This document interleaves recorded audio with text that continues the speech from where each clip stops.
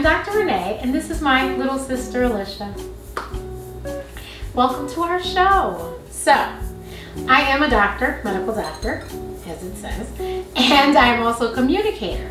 But I am someone who has had allergies, food allergies, and asthma my entire life. So a lot of things had to be altered or switched or substituted so that I could eat them, or I just eliminated them altogether. So my sister, a few years ago, decided to become a chef. So even before she was a chef, she would make sure I could eat when I went to visit her. And of course, when I cook for myself, I make sure I can eat. And my mom, she has of course catered to me my whole life, and sometimes there was 2 dinners on the table, my dinner and their dinner. Today we're going to show you how to make French toast without eggs, because that is one of my problems.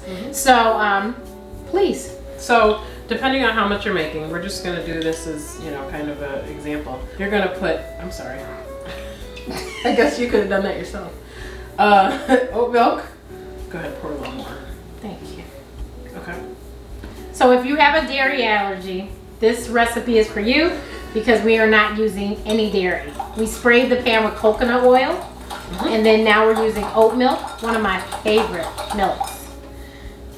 So we're just thickening it up with cornstarch, which has no flavor. Don't worry, the recipe is going to be available to you, so you'll see it.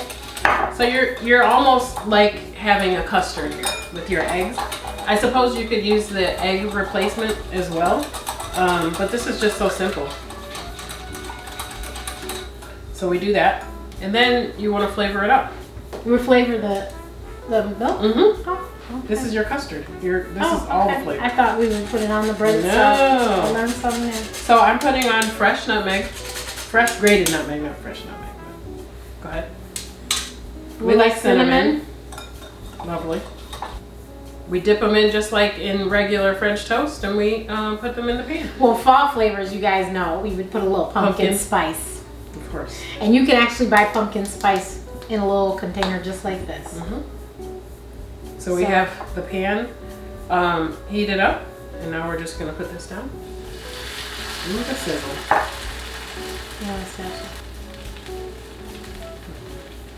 And then I'll put this one in. Are we waiting for that to kind of toast up? Flip it over, and you got your French toast. So you know that golden look?